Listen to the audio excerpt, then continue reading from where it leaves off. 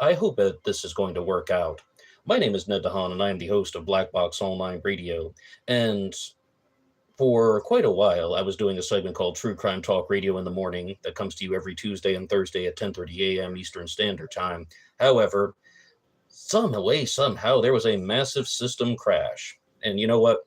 I am actually on my phone right now, so let's just see if this one can work. But because we have the ability to move some phones around, they are very portable. I'm going to see if that looks a little bit better. So, hello, everybody. This is not exactly the most desired setup, but sometimes you have these issues when you're going live. And as I told you, I'm in a place that I haven't recorded before. Everything sounded completely smooth on everyone else's end. They were all saying that they could hear me, very clearly and so on. But sometimes things just don't work out the way that we expect. Anyway, welcome back to True Crime Talk Radio in the Morning, talking to you about all different types of true crime subjects under the sun or in the darkness. In the first episode, and if you would like to hear that 10-minute segment, we were discussing the Long Island serial killer case and the Brian Koberger case with the Idaho student murders. All right, looks like we got 3 people in. I've never actually done a live on the phone before. So we have Jacob here who says, "Good to have you back, Ned." Hey, Jacob, nice to be here. Yeah, I know what you meant, Jacob. Thank you so much for tuning in and spending part of your morning with the Fox and me. And because this is the first time I've ever tried to do this on a phone, again, put something in the chat. Let me know. Can you hear me all right? Does everything sound okay? How are things on your end? And I also apologize again for the system crashing during the first episode. Cowpoke, thank you for coming back over. Now, I was hoping to use this as an opportunity to talk to you guys about some of the things that have happened recently on Black Box Online Radio, to talk to you guys about the most recent Zodiac Mondays, and then we're just going to look at some of the comments that came in. I talk very frequently about the Zodiac Killer ciphers, and there are 4 confirmed ciphers that were written and mailed by the Zodiac Killer of the 1960s. The Z408, the Z340, the Z13, and the Z32.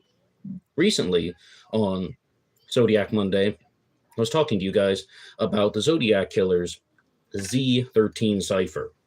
I tried to solve it. Give me a shout out to Classic Chevy Cat, who thought that it was pretty cool that I tried to stay up late one night trying to solve it because I couldn't sleep.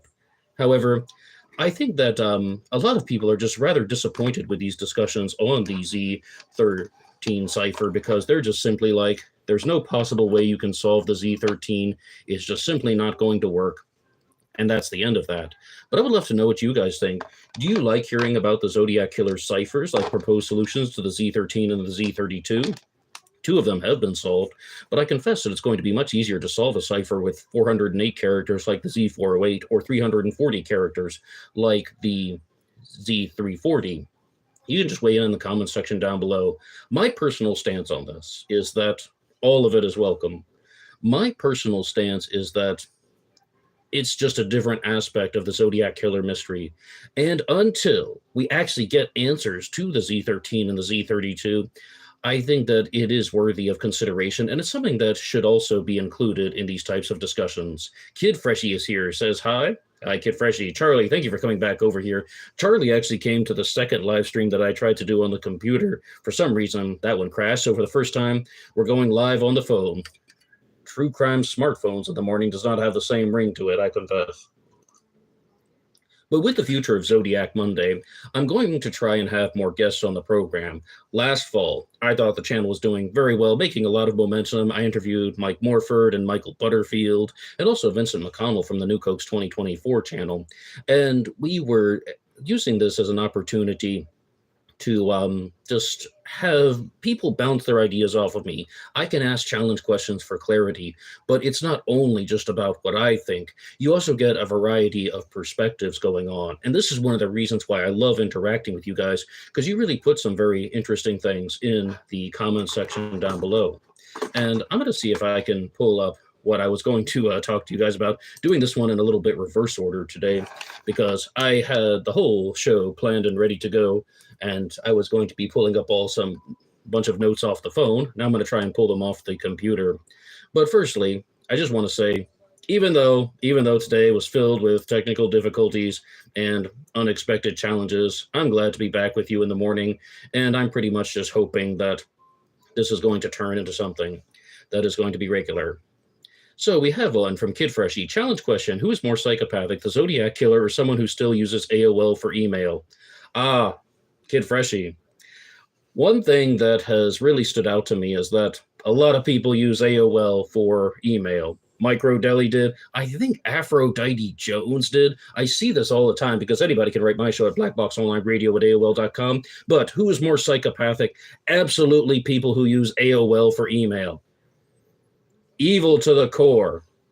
The reason why my face looks so pink is because I'm fuming with evil at the moment because my computer crashed. Yes, absolutely. Zodiac Killer does not have anything on us.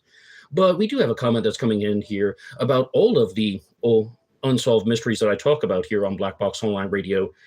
The Zodiac Killer, Jack the Ripper, JonBenet Ramsey, and DB Cooper. And giving a shout out to Love One Another, he said. Love One Another, he said. The whole matter is becoming oversold. No outcome.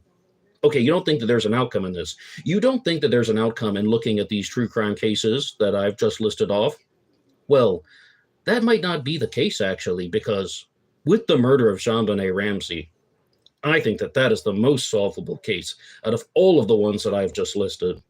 And then after that, it would be DB Cooper. Because with the Ramsey case and the DB Cooper case, we have so much physical evidence that has been directly left behind. And then we have the Zodiac Killer case where all of the physical evidence is questionable. All of the things that have been shared are just, well, uncertain. All of the physical evidence has some problem with it. And then Jack the Ripper, it's even worse.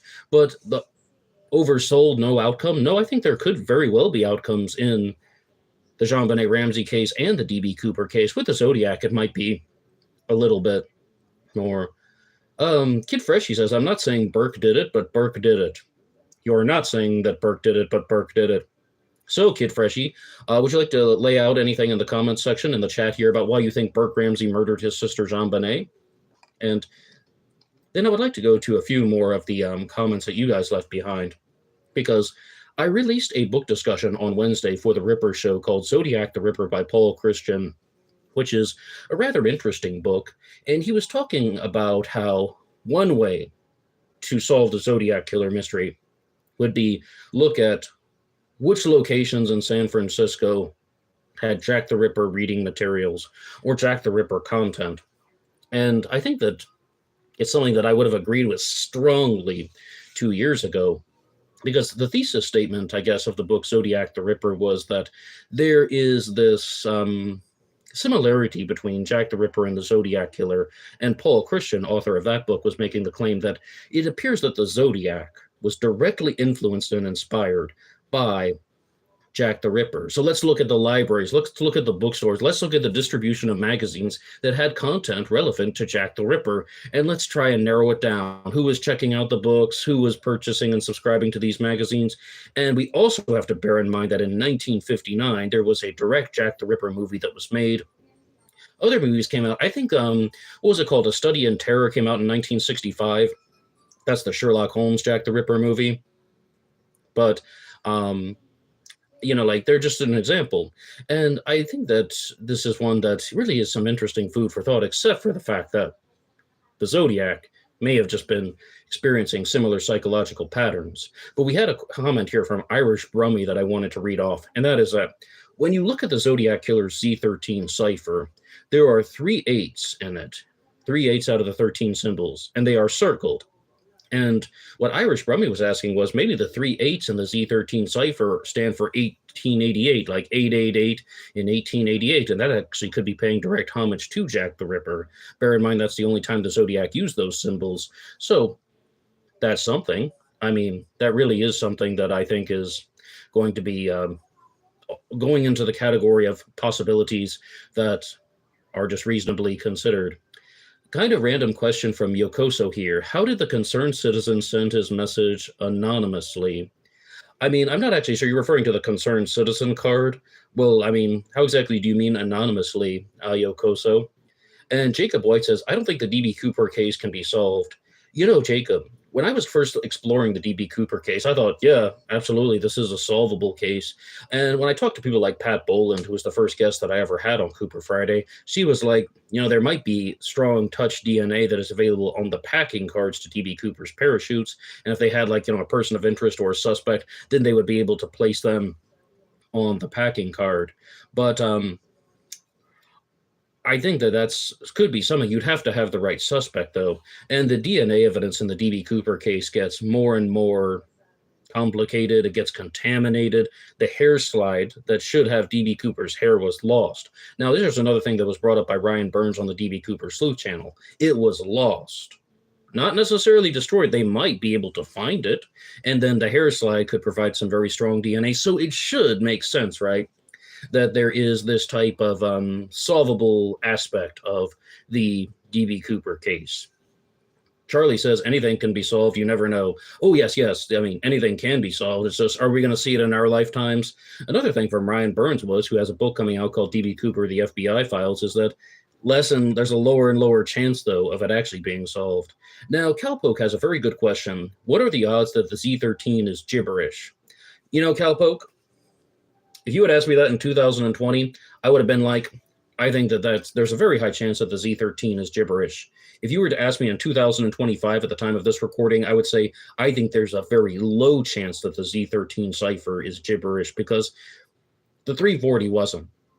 For years, people talked about how the 340 cipher must be a dud, but it turns out it actually has a message. So I think the Zodiac used the ciphers as real opportunities to share things and real opportunities to present these findings to, the audience, to the people who are reading them. He used this as a real opportunity to taunt people and to show off. So I think there is a message in the Z13, but I also think that the Zodiac knew that people would have a very tough time with it. And I also think it's possible that he put his legal name in there. And here's another challenge point. I don't know why people have such a big problem with that. When I say that, like the Zodiac would never put his real name in the Z13.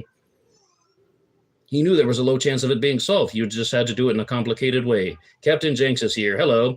Welcome to this makeshift live stream that will be going on here on Black Box Online Radio. Sorry, guys, the computer crashed. Technical difficulties. So welcome to True Crime Phone in the Morning. Hardly has the same ring to it.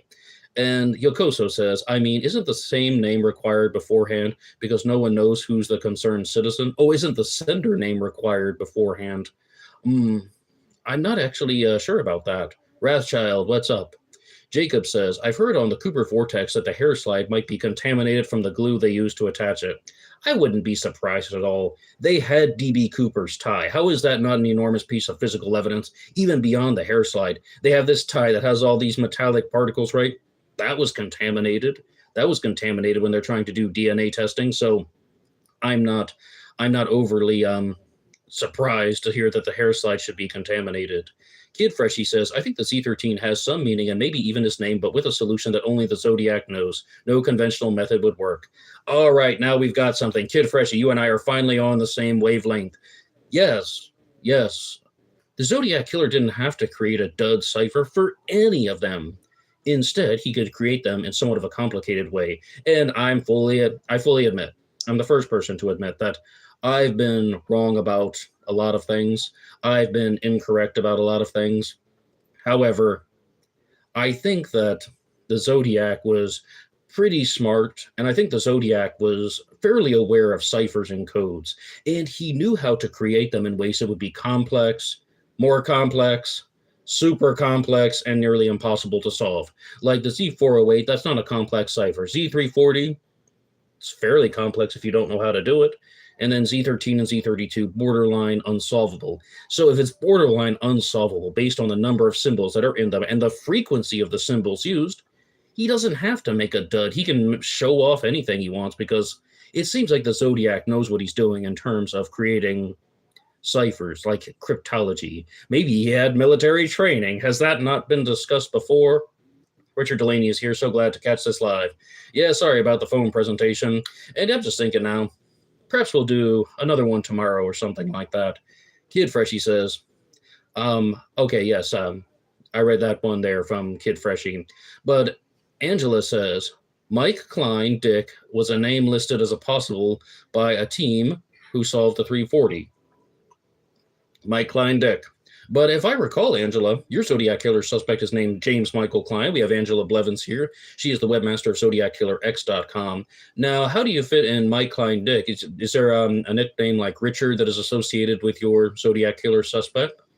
Jerry Nurka is here. He says, and the 340 was a real cipher too. I agree with you. There was a pretty good chance the Z13 has his real name in it.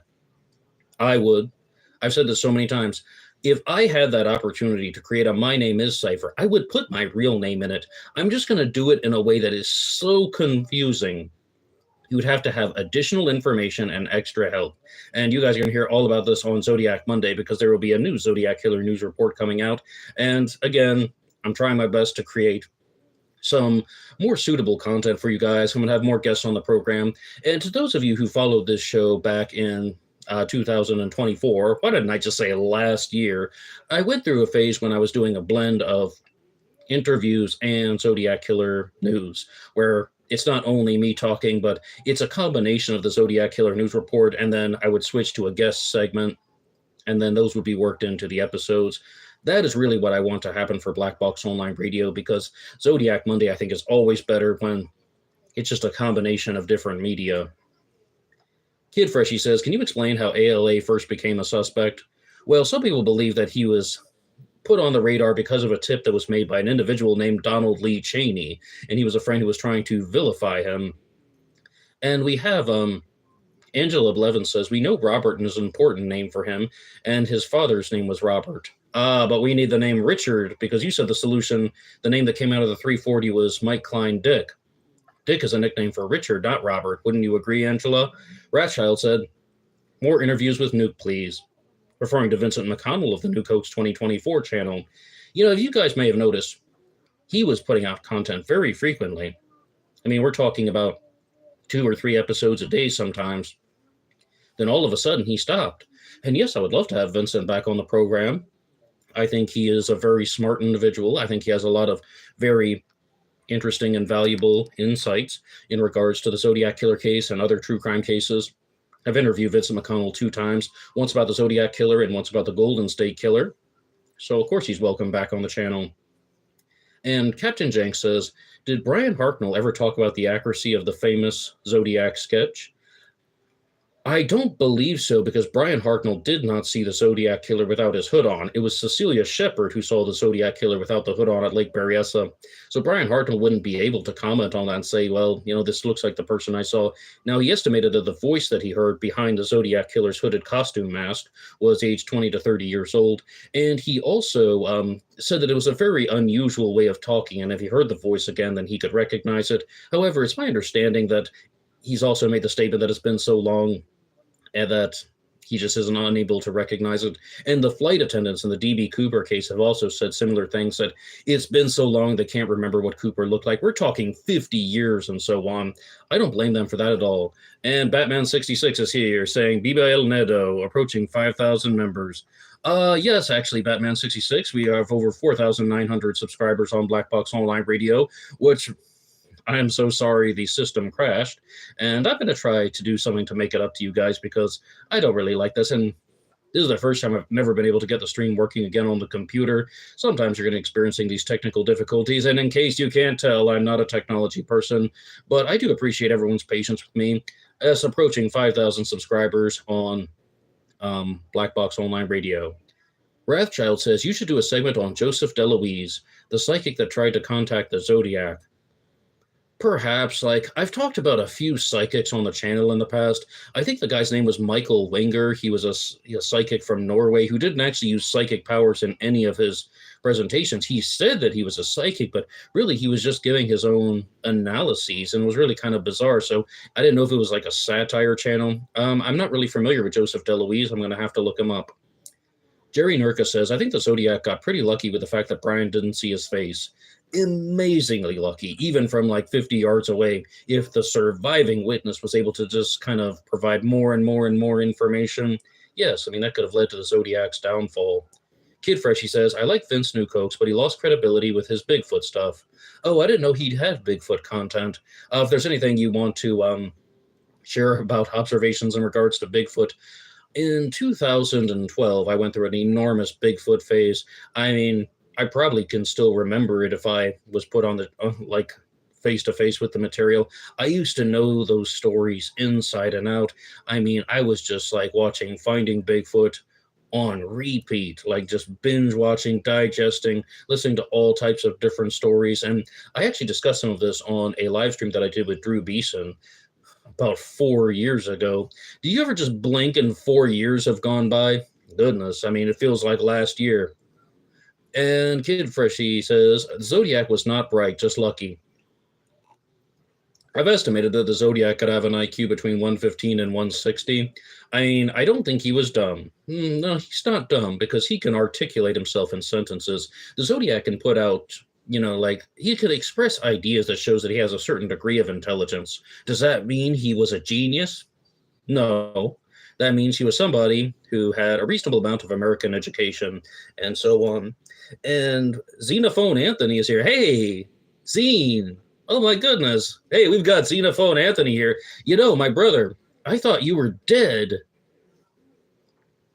I hope you're not in ghost form or phantom form. By the way, are you the Zodiac Killer? Can you just give us that right now? A witness did place you at the scene of the crime. This is one of the strong points that people say for Zine Anthony being the Zodiac Killer, is that a witness actually placed him at the scene of the crime. Zine says, huh? Oh, come on. You know exactly what I'm talking about. Don't be joshing me. I don't know what you're talking about. Do you know what I'm talking about, Xenophone Anthony? Captain Jenks says, was the knife used at Lake Berryessa identified, such as a K-bar? I know that Brian said the handle was wrapped with white medical tape. Captain Jenks, I've heard two things about this. One of them is that, no, it was not identified. The other one is that people think that it was actually a bayonet that would have been attached to a rifle from the military. I mean, I just think that perhaps it's kind of the former, that it was unidentified and that they don't necessarily know the exact type of knife. I mean, Brian did provide those very strong descriptions, and I would think that a hunting knife would be so much more practical than a bayonet and also more easily available. And I remember Drew Beeson talking about this on his channel way back when he was just looking at how, his suspect Donald Lee Cheney was an avid hunter and that it would be very likely for him to carry a hunting knife if the Zodiac Killer were indeed Don Cheney, or just anybody's going to have such easy access to a hunting knife. Perhaps any sporting goods store that's selling guns is also going to be selling hunting knives. And it does seem like it's a considerably large blade, though, which just begs the question of, why didn't the Zodiac put in more effort when he's trying to murder Brian and Cecilia? If anything, I just think that the Zodiac isn't so focused on killing. It's like, yes, he's trying to murder them, but he's not really paying attention to how he's murdering them. As a case in point, the Blue Rock Springs shooting, the crime that happened before the Lake Berryessa stabbing, where Mike Peugeot was more or less just sprayed with bullets, and that, it's just going in a direction that's very, very, very, very uncalculated. He's not really paying a lot of attention. Kid Freshy is here, says, let's put an end to it. Wig or no wig? If the voyeur is the Zodiac, then wig. If ALA, then wig. If no wig, we have no idea who the Zodiac is. I don't really think the Zodiac was wearing a wig at Lake Berryessa. I mean, I just don't. I think that that's people making assumptions to force Arthur Lee Allen as a suspect. And Steve Cross says, do you think the Zodiac had military experience? I do. Some people will challenge that, and they have suspects who weren't in the military. But first thing, number one, the Vietnam era, a lot of people who were the Zodiac's age had military experience. And prior to the Vietnam era, Korea, World War II, lots of Zodiac suspects are Korean veterans and World War II veterans. Even Shel Cavale, Micro Deli suspect, was a naval pilot in World War II. And the stuff that the Zodiac Killer is talking about could have been easily acquired in the military. And yes, I think he had some type of military training. Captain Jenks says the knife length could be identified by wounds. Yes, and that's why I think it was 12 inches long. It was a 12-inch blade. Don't quote me on that. If Tom Voigt ever happens to listen to this, he will just have my head on a plate with a 12-inch blade. But I do not remember. That's just the number that comes out going off of memory. Steve Cross says, do you have a suspect or anyone that stood out for you? I'm actually going to do a very large presentation on Zodiac Monday coming up real soon, Steve Cross, just kind of walking through all the suspects that I had over the years before I had to ultimately admit that things did not really stand out to me too well. But Kid Freshie says, so is the voyeur Zodiac? No, I don't think so. I don't think the Lake Bury SF voyeur had anything to do with this. And I don't even think the Lake Bury SF voyeur was wearing a wig. I think the Lake Bury SF voyeur was some guy who just wanted to check out three girls while they're sunbathing. Maybe he was holding his Fox mug and he's just kind of sitting back and like, hey ladies, how you doing? Feeling foxy? No, actually, he wasn't holding a mug or anything because they just thought that he was just some kind of neat, cleanly cut guy. Hey, Jeff Jones is here. Jeff Jones is dropping a super chat. Hey, Jeff, how you doing? It's been a while since we've interacted in the comment section. Charlie says, ew, a voyeur. Well, the Lake Bury SF voyeur did seem to be bothering the girls, and as I recall, they thought that he was a neat, clean-cut, neatly dressed man, but that doesn't mean that he wasn't bothering them. That's why they remember him so vividly, is because they were feeling uncomfortable with him around. And it looks like, well, firstly, yes, I mean, big thank you to Jeff Jones, though, with the super chat. Steve says, do you think the Zodiac ever had children or a wife or was childless in 1968? All right, Steve, did the Zodiac have children? I talk about a lot of different serial killer stories on Black Box Online Radio, and sometimes serial killers have children, sometimes they do not. There is nothing weird, though, about a serial killer being married and having children. If I had to make a determination, probably yes. I would kind of lean toward the psychological profilers who state that the Zodiac was somebody who had a wife and kids and is using the Zodiac crimes as an opportunity to get away from the family. Kid Freshie says, where is Paul Stein's wallet right now? Why did the Zodiac take it? Paul Stein's wallet ended up in somebody's attic in San Francisco, Kid Freshie. Whose attic? I don't know. No, I think the Zodiac kept Paul Stein's wallet. Why did he take it? To make it look like a taxi cab robbery, or also, one thing that I thought about was it might have been in somewhat of plain sight, and he may have just grabbed it to move it out of his way so while he's handling Paul Stein's body. But the theory that I would most likely go with is that the Zodiac took Paul Stein's wallet. So people are just going to think this is an ordinary cab robbery. He's not leaving a Zodiac symbol on the cab. Take the wallet, take the keys, walk away. Confuse people.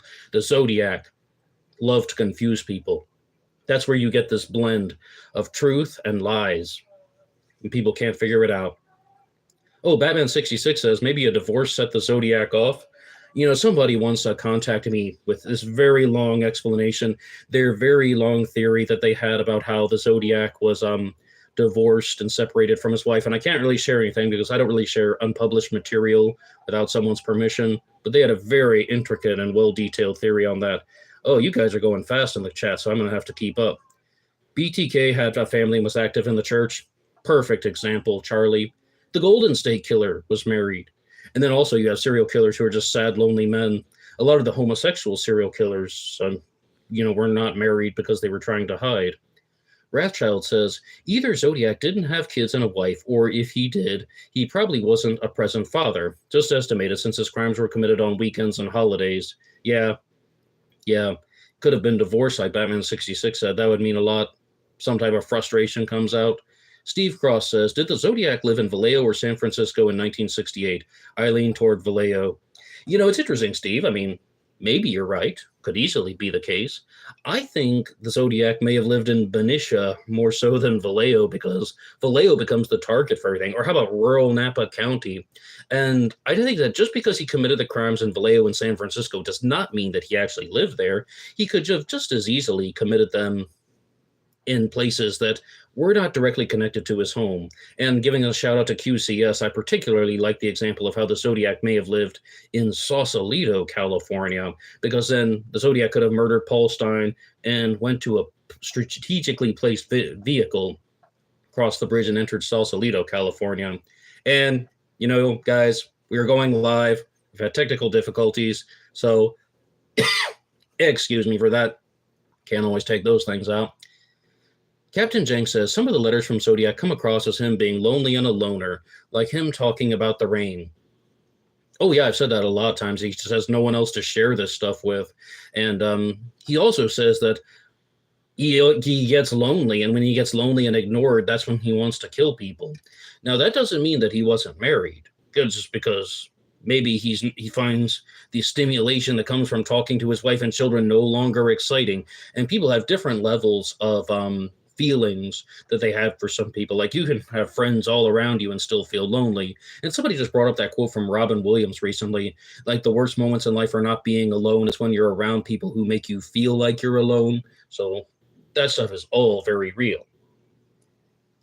But as far as, like just talking about being lonely, yes, the Zodiac really, really did state those things. So Charlie says, I thought the wallet would be a trophy. Maybe the Zodiac took Paul Stein's wallet as a trophy, but I thought that for years. I thought that for years, and I kind of moved toward the taxi cab thing. But the pieces of the bloody shirt, though, I think were taken very intentionally to be mailed in with the letters to prove that he committed the Stein murder.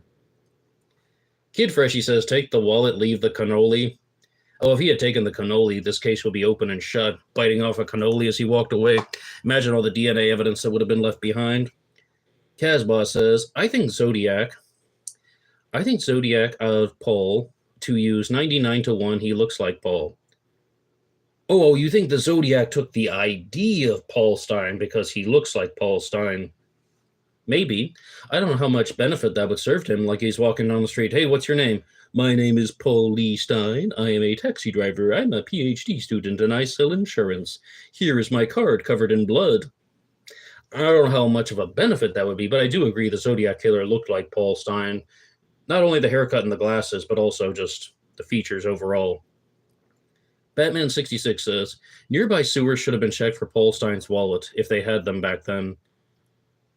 I don't necessarily think the Zodiac would have discarded Paul Stein's wallet that quickly because one thing the Zodiac would have been aware of would have been fingerprints. And again, the Zodiac seems to have a little bit of crime scene awareness, so he's not going to be discarding things that easily. Captain Jenks says the Golden State was more worried about his chicken in the oven than being arrested. I would be too at his age. And some people try to play things off and shake things off. Some people have these defenses, like when they are confronted with things, their immediate defense is nonchalance. You're arrested for murder. Well, I'm cooking a roast chicken in the oven. Is somebody got to take care of that? Their defense is nonchalance. Other people have the defense of humor.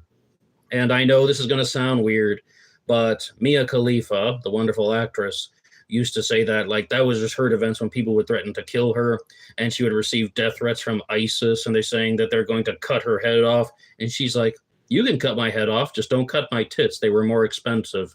And she was just like, that's just the immediate response. When there is a conflict, she responds with humor. The Golden State Killer seemed to respond with nonchalance. I'm mostly a blend. I guess if it's like an authority figure, I mostly respond with nonchalance. And this is why some people who are in positions of power will go to great lengths to try and overstimulate someone. This is when they will become very intimidating. They will give the impression that they are threatening, even if they're not actually going to hurt you. They're trying to make it appear that they're going to hurt you. And it's intimidation all the same. It's overstimulation because some people just simply do not care about arguing and reasoning. And Steve says, killers tend to kill where they are comfortable at first. The first deaths were Vallejo. That's why maybe you are right. Oh, I mean, it's a completely defendable statement. I don't know with 100% certainty that the Zodiac didn't commit crime. The Zodiac didn't live in Vallejo. Now, this is completely true. Serial killers tend to operate close to their home. Like the first murder is usually very close to where they live. Absolutely. But we do find serial killers that are going to be traveling, that are on the run all the time, or like the vagabonds and so on. We're also going to find serial killers that might be a little bit more calculating, who might be doing things in different ways.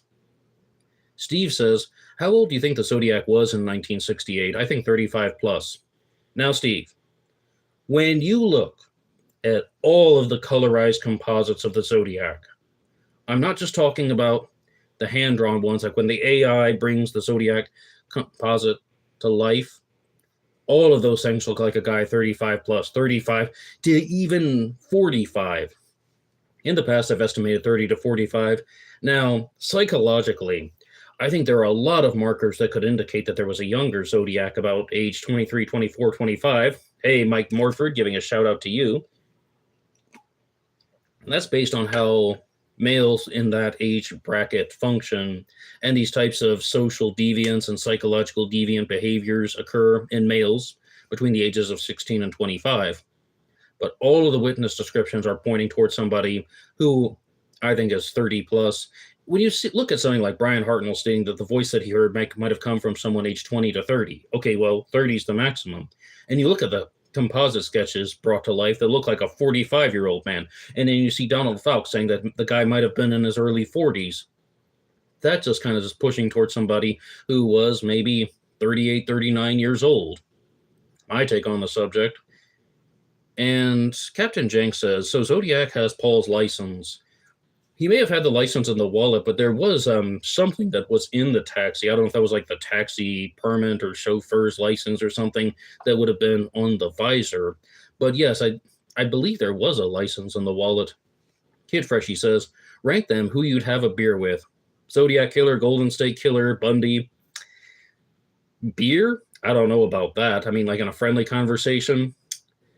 Oh, I would absolutely not want to talk to Joseph D'Angelo in a friendly conversation because he is a boring, small penis jackass, one of the most pathetic, unlikable individuals in the world.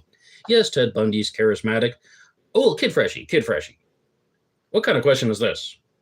I want to talk to the Zodiac Killer. I want answers. And what I was going to say is, I have a realistic response for you, Kid Freshie. And that is that part of me was even thinking about this when I used to live in Nevada. I really missed out on an opportunity to go to Lovelock, Nevada, and interview Bruce Davis, who is a member of the Manson family and Zodiac Killer suspect, because he has never properly denied these allegations against him of being the Zodiac Killer. He's behind bars for the Manson murders, but he has never denied this stuff. He just says, I've not been charged with those crimes, so I will not comment on them. All right, I'll just interview him, ask him directly, and I would definitely like to interview Bruce Davis. Now, would I drink beer with him, like in a friendly way? Probably not. Would I drink soda water with him? Absolutely, all day long. Especially a 7-Up. That'd be cool. Jacob White says, what do you think about Don Chaney as a Zodiac suspect? Very defendable, very reasonable. There might be some points against him. I mean, Don Chaney was put under the microscope by law enforcement. They took his handwriting, fingerprints, and DNA. They did not make an arrest. And it's my understanding that they do not make arrests when there is a type of negative match and so on. But that doesn't mean that it was negative. It could have been inconclusive. But when you look at Drew Beeson's case that he has made for Don Chaney, it's so clear and easy to understand about how Chaney was somebody who came up with this idea of how he's going to frame Arthur Lee Allen for being the Zodiac, but not completely. And he's just going to make it look like ALA, but ALA will never get caught. And he has compiled so many fascinating points for Don Chaney being the Zodiac. Charlie says, I'm not Paul Avery. You know what, Charlie? I'm not Paul Avery either. Cheers. Calboke says, he took the wallet just in case there was something in it that he could use. Maybe. Oh, and like some people think the Zodiac may have actually wanted the money. That's a really interesting point. Kid Freshie says actress. Who's the actress, Kid Freshie? Mia Khalifa is an actress. I'm being gentle with my words. Zodiac's a fan of Mia Khalifa. Probably. I don't really see a lot of evidence that would show that the Zodiac was obsessed with pornography, but probably. He seems like a heterosexual male who would be into that type of stuff. Ted Bundy would have been completely into her, except she didn't look like Stephanie Brooks, so that was a problem for him. Captain Jenks says Zodiac age at the time of the events put Zodiac in his 80s today, which means it's possible that he could still be alive. This is a silent clap going for you, Captain Jenks. Because people talk about this all the time about how the Zodiac is most likely dead. I will even say this stuff on Black Box Online Radio. Yeah, the Zodiac Killer is most likely dead. But there really is something we have to point out. Not necessarily. If he was 25 in 1969, then he could easily be alive today. We're only talking about 55, 56 years? Yes. If he were 30 years old in 1960, also, he would just be in his 80s and even in his 90s. I mean, absolutely, the Zodiac Killer could still be alive. Steve Cross says, do you think this case can be solved? Yes, but it's an extremely low probability at this point. Casbah says, born in 1930, 38 and 39 during the main kills. And Casbah, am I getting the name of your suspect right? His name is Bill McReynolds. Is that right? It is Bill McReynolds. And Captain Jenks says, has any of the talk radio show call-ins ever been explored for Zodiac calling in? Is there a place to look up old archives of audio? Yes, Captain Jenks. To answer the first question, there was a call that was made to a radio station, was it from Texas or Oklahoma? And Richard Grinnell theorized that that might have been the actual Zodiac Killer. Now, does that audio file still exist? I don't know where to find it. But yes, that was a call into a radio show where someone was claiming to be the Zodiac or someone, or it might be an actual interaction with the Zodiac Killer's voice. Batman 66 says, any new JonBenet episodes in the pike? Oh, the first JonBenet episode will come out this Saturday to anybody who's listening to this live, and if you're listening to this in the future, feel free to tune in for some regular content about the murder of JonBenet Ramsey. I did one short-lived series on the murder of JonBenet Ramsey, which came out on Saturdays in the past, but guess what? There's just more and more content coming out with the true crime cases that I follow regularly here on Black Box Online Radio, the Zodiac, D.B. Cooper, Jack the Ripper, and JonBenet. More and more content is being made. There's no shortage of discussions that are happening. Mr. Flack Nasty says, what's up, my boy? The Fox says, what's up to you? And Casbah says, I know who killed JonBenet Ramsey. Casbah would say that it's the Zodiac Killer, right? Steve Cross says, do you think the Zodiac is alive today? You know, if I had to make a determination, I would say no, but as we've just said, it's possible. It's just like not everybody lives to 90 years old. Gorilla Train says, what's up, Nedward Scissorhands? Not much. What's up with you? And Jeff says, so true about D'Angelo. Oh, no, I really do think he was an extremely boring individual. And, you know, this is some stuff that I don't even know if I should share too much of. You know, just because I was contacted by someone, and anybody can write the show at blackboxonlineradio@AOL.com, can also use my Facebook, Ned DeHaan, and someone was talking to me about how they knew, they knew Joseph D'Angelo, but they really knew him through his wife, Sharon Huddle, and she just stated that Sharon had told her that the only reason she married him was she thought that he was smart. It's like, he's a police officer, but she viewed him as somewhat of a gifted underperformer and was like, you could be an FBI director, you're brilliant. And she wanted to have children with a man who had high intelligence, but also someone whom I guess she could push around to a certain extent. And she said the children turned out to be very smart. So someone who's intelligent, cold, methodical, and calculating, I would not want to talk to Joseph D'Angelo at all. I don't even think I would like to interview him because he's going to put on that sad old man face. I'm guilty. And then he's going to go back to his prison cell and do push-ups and start boxing with the wall. He's just going to fake and lie because a very, very psychopathic individual. And this is something that I really do experience a lot when I'm looking at true crime cases on Black Box Online Radio, that there is not a very strong limit to human behavior. There's not a very strong limit to the depravity that human beings will go to commit because there's almost no limit to brutality. And just earlier today, I was talking about the Gold Sock Strangler, the Tube Sock Killer. The Gold Sock Strangler was from Florida. The Tube Sock Killer was from Washington State. And this is one where there was, again, a very small reign of terror. We're talking about 1985. This was like August to December of 1985. And with the Tube Sock Killer, victims were stabbed and a tube sock was tied around the neck. Small reign of terror, small period of activity, 4 to 6 victims in the Tube Sock Killer case. And just very vicious murderer, though. And I've also talked to you guys about the Scorecard Killer, horribly vicious, Dennis Nielsen, the British Butcher. And I think on the Tuesday show, I'm going to be revisiting a lot of the content that I discussed last week about Dennis Nielsen, the British Butcher, who was, just someone who was like a British Jeffrey Dahmer, cutting victims' body parts apart, cooking them in pots, and really just to keep them around as opposed to being a cannibal like Jeffrey Dahmer. And there's no limit really to any of these human behaviors. And that stuff makes the Zodiac Killer look tame. Now, I would love to interview the Zodiac if he were in prison. We're not talking about having a beer or anything. If the Zodiac were in prison, I could talk to the Zodiac for 10 hours or something, and I just all the questions you want. And you guys could too. You would too. Like where were you living in 68 and 69? What's the solution to the Z13, the Z32? I mean, did you write the Fairfield letters? All of that stuff. And 42 Lehman is here. Hey, Lehman, how's it going? If the Zodiac was still alive today, then he would have responded when his cipher was decoded a few years ago. Part of me thinks that, but 42 Lehman. Some possibilities or alternatives. Number one, he may be horribly incapacitated. He may have something like dementia. He might not be able to focus. He might be bedridden. He might just be so far removed from that's just kind of watching the TV going, oh, well, I'm about to die. Maybe I only have 5 or 6 years left. Whatever. He might be so far mentally removed from the Zodiac crimes. Could you imagine that a Zodiac letter in 2025?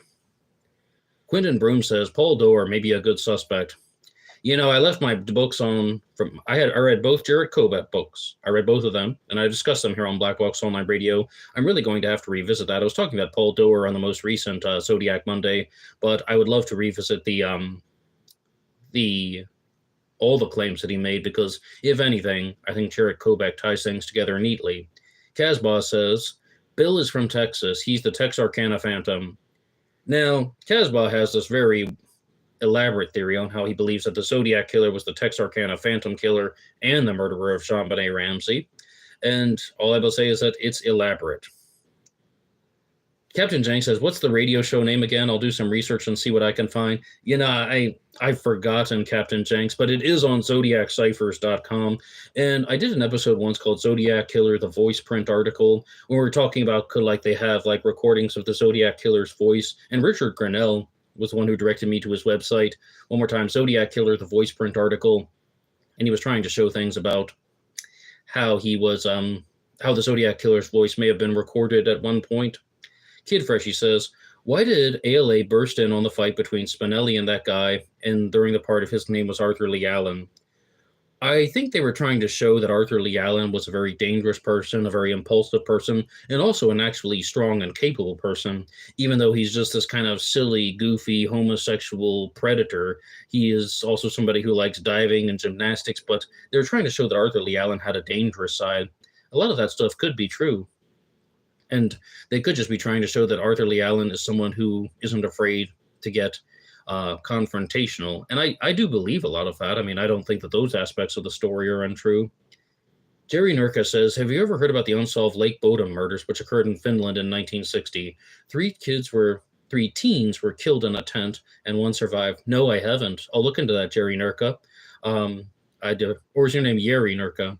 I'll look into that one.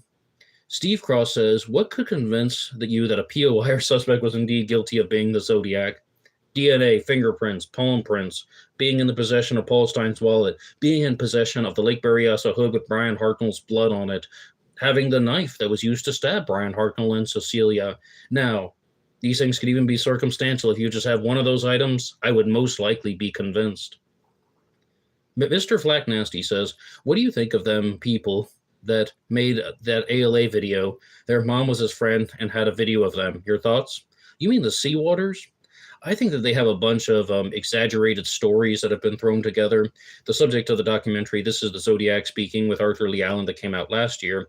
I think that they have a bunch of false memories. They're very confused, and I don't think they're completely aware of what they are saying.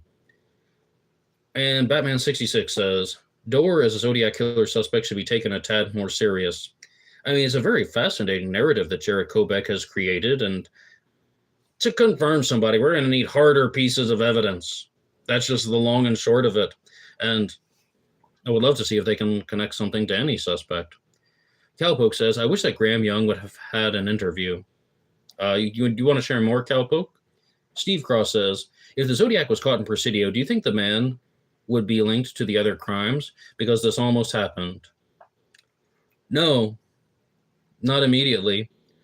if the Zodiac were murdered, he might only go down for, if the Zodiac were captured, he might only go down for the murder of Paul Stein. How would they know that that's the Zodiac based on the little amount of physical evidence using a different firearm, which the Zodiac seemed to have some awareness to go to, which shows that he's a little bit smart. He knows what he's doing about destroying evidence. We're not using the same firearm twice. How would you know that the person who murdered Paul Stein was also the Lake Berryessa stabber without the letters? He may have only been charged with the Stein murder. Charlie Don't Serve says the British Jeffrey Dahmer was so interesting in a bad way. I just think it's interesting that these similar psychological patterns exist among serial killers. It's ridiculous, but it's interesting. Captain Jenks says, any evidence of the Zodiac being a smoker? Well, you see, Captain Jenks, some people think that the Zodiac Killer was D.B. Cooper. D.B. Cooper was a smoker indeed. Stuff like that. I really don't think there's a lot of evidence that the Zodiac was a smoker, but it just perhaps wasn't the time. See, the difference between the Zodiac and Cooper is sitting down in a plane seat for hours. He can do what he wants. The Zodiac is moving about on open terrain. Jerry Nurka says, if the Zodiac would write today that would rule out so many suspects, not a smart move by him. Oh, absolutely, Jerry Nurka. Yes. Brilliant point. Like if an authentic Zodiac letter came in 2025, not Arthur Lee Allen, not Gaikowski, not Kaczynski, not any of these widely discussed Zodiac killer suspects. Absolutely. The Zodiac would be jeopardizing himself. Question. Which Zodiac killer researcher is most likely... Oh, I know. Where did that go? I want to read that one. Question. Which Zodiac Killer researcher is most likely to be a serial killer, and why is it Vincent? Kid Freshie, no, I don't think Vincent's a serial killer. Probably me, Ned DeHaan. I don't know what it is, but I ask that question frequently. Not like every day, but over the last 10, 15 years, people say, you know, Ned, you talk like you're a serial killer. Last year, or 2 years ago it was, someone even asked me, are you a serial killer? And I was just like, now, clearly you guys are not true crime followers because people don't just talk like a serial killer. Think about everything I said about how serial killers aren't always married. Serial killers aren't always behaving in the same way. Serial killers don't always have tendencies. Serial killers don't always have certain types of eye movements. And what is so hard for people to understand about how people have different types of personalities? Not all people with the same personalities behave in the same way. Just because somebody is a little bit quiet or a little bit reserved does not mean that they are a serial killer. Just because some people prefer to express themselves online as opposed to a face-to-face environments does not mean that they are a serial killer. But I still say me, most likely me. I've never killed anyone, and I don't intend on it. And you guys on Black Box Online Radio know that. Who would most likely be a serial killer if there was like a Zodiac researcher living a double life? Well, now like I have honest answers, and the people that are coming to mind I think of are actually the ones that are just mega emotionally unstable, and I just think that something might actually set them off. I'll just say me. Kid Freshie says, agreed. If it's not ALA, then it's no one who is on the radar. Eric L. is here. Hey, Eric, how's it going? So, yes, we are talking about Zodiac, but this is on the phone. The computer system crashed, and so I'll make it up to you guys later. But thanks for tuning in, Eric. Planet X Filmworks says, morning, lads. Hey, Planet X Filmworks. Ross, how you doing? You get a cheers from the Fox. Going live on the phone today, Ross. 42 Lehman says, I seriously doubt that the Zodiac lived into the digital age, like the 90s. He was an attention seeker and a compulsive writer. He would not be able to resist posting, writing, commenting on his own crimes. Oh, wait, Lehman. Some people think that. I've been asked that so many times about, is it Andrew? Andrew WVA, are you still here when you said like there was, that you thought might have been the Zodiac Killer, and it might have actually been Richard Gaikowski using a fake name based on some linguistic similarities. You know, am I going out on a limb here when I'm saying that there might even be a more ridiculous circumstantial case that you can make for Richard Gaikowski being the Zodiac than Lee Allen? All of the coincidences, all of the things that just point in his direction. Maybe he didn't do it. It's not certifiable that Gaik was the Zodiac. Maybe he didn't do it, though. And Batman66 has a super chat here. Thank you so much, Batman66. Greatly appreciated. Cowpoke says, back when you were talking about who people would want to sit down with, Graham Young, the teacup poisoner, never gave an interview. Oh, okay, sure. I mean, they're definitely serial killers that I would interview. And, I've thought about this a lot. Like, I would have loved to have interviewed Ted Kaczynski. He passed. And most of the serial killers that I talk about have also passed away. And, I'm going to be honest with you guys. The ones that I want to talk to are the ones like the Zodiac who are unidentified. Not a serial killer. Not a serial killer, but I would love to interview D.B. Cooper, wouldn't you? And here's something about how people say, like, oh, you just want the mystery to keep going. No, I want answers, and you guys do too. Even if you're the type of person who thinks that the chase is more fun than the catch, you listening to this right now, who have followed the stories of the Zodiac, D.B. Cooper, and Jack the Ripper, I think that there's a very large part of you that actually wants to know who the killer was. End of story. Steve Cross says, when the Zodiac wore a hood and talked about the slave stuff, was he scared or playing a fantasy, in your opinion? I think that he was trying to scare other people, so that would be playing a fantasy. Yeah, he's trying to create this image, and I'm going to talk about some of this on the next Zodiac Monday. I received a statement from Allison Kinney, who wrote the book Hood, which talks about the evolution of hooded costumes over time. I wanted her to come on the show, but she's not currently doing media, and yeah, she just kind of said something like that, that would be something that's kind of used to scare people, to just spread this message of fear and terror. And ultimately, I think that that's a very, very defendable statement. And thanks once again to Batman66 for the super chat. Oh, Planet X Filmworks says, I am not Ross. All right, well, Planet X Filmworks, you are getting bigger and bigger, expanding all the time. You must be the production team. Cool. And Captain Jenks says the Alcatraz escapee letter was sent decades later, and that was demented, inconclusive, but Zodiac letter possible. I'm going to have to revisit that. 42 Lehman says, no way that Ned's only killed 2 people. No, I don't really like to joke about that stuff. I really don't. You guys know where I stand on that. Jacob White says, do you think the Sherry Jo Bates murder was the Zodiac? No, I don't. I think she was murdered by an opportunistic predator who thought that she was an attractive woman, and that's why the case was not solved. All right, guys, this is important. The Zodiac didn't get caught for a reason. Jack the Ripper didn't get caught for a reason. The murderer of Sherry Jo Bates didn't get caught for a reason. Because I don't believe that there was a lot of strong connections between and among the victims and the killer. So if it were just Bob Barnett who murdered Sherry Jo Bates, well, then the DNA most likely would have matched.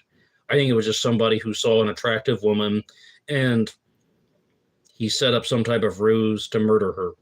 With the Zodiac, I don't think he had personal connections to the victims, so you can't just trace it back to the ex-boyfriend, the ex-husband, and so on. Jack the Ripper, same story. That's why these cases went unsolved. Charlie Don't Surf says, I'm scared of Ross Dog's broken spirit more than anyone? Really? Why? Mr. Flack Nasty says, I think you would make a great serial killer, Ned. Nope. I wouldn't even have a nickname. Wouldn't want to joke about it. Steve Cross says, I bet the Zodiac was reserved but not suspicious. He could hide in the crowd as well. Yes. That's how some people get away with this stuff. Like, I could talk to you guys for a solid hour, a solid episode of True Crime Talk Radio in the morning, and was a True Crime smartphone in the morning, more like it today. And I could show you just all of these different methods used to put themselves into these non-threatening compartmentalized boxes. Number one, some people blend in with the crowd. They're extremely plain, extremely ordinary, like, say, the Zodiac Killer. You were to put glasses on anybody, they would resemble the Zodiac sketch a little bit. Any Caucasian male, minus the goatee beard. And also, some people will put themselves in this non-threatening state by trying to be very funny, and they try to be very welcoming at first. They like to talk about things that you like to talk about. Then they show you their dark side. And it can even get to the point where some men try to be very feminine to make women think that they are non-threatening. Like they just have very feminine features and gestures, and it puts them in a false sense of security. And they're actually sexual predators who do this. There's so many different tactics that are used to try and deceive people. Ollie Perry says, chances that the worst serial killers are unknown and have never been caught. Oh yes, some people say that the most dangerous serial killers are ones where they don't even know that it's a serial killer, just unconnected crimes. Charlie Don't Surf says Planet X and Ned would have a great co-stream together. Ah, well then we should go back on the panel discussion show real soon. Kid Freshie says you can only solve one crime. Which one and why? Zodiac, DB Cooper, or Jack the Ripper, or other? Zodiac. I've spent too much time. Way too much time. Who might be a serial killer? Maybe the one dude from the VAC area who says that his grandfather is the Zodiac. You mean Jeremy Foy. Jeremy Foy may not be a serial killer. He would be the first person most likely to rob a liquor store, if that's what you mean. Did I say that? Did I say rob a liquor store? No, I meant rob the ATM inside the liquor store. That's what I meant. Yeah, Planet X says we'll do something soon. Yeah, absolutely, Planet X Filmworks. First, you're going to go on the panel discussion show, and I've also relaunched my interview series for Black Box Online Radio. And thank you, everybody, for tuning into this episode of True Crime Talk Radio in the morning. The computer crashed, so I had to do it on the phone, but so many of you are listening now. The episode went longer than I even anticipated. But to anybody who did not get their questions answered, there are just so many questions coming in. This is absolutely amazing. But the final question that I will answer is, Kid Freshie says, you solved the Zodiac case. How do you cash in? I don't. Me? I don't.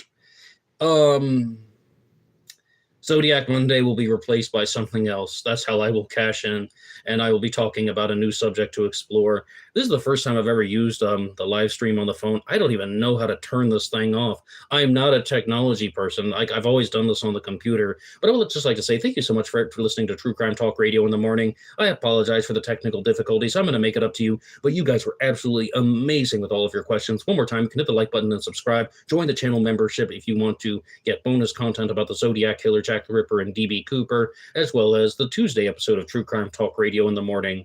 And until next time. See, I don't like using this phone at all. I got to be back on the computer next time. Oh, this is mostly Zodiac related, so we can say goodbye.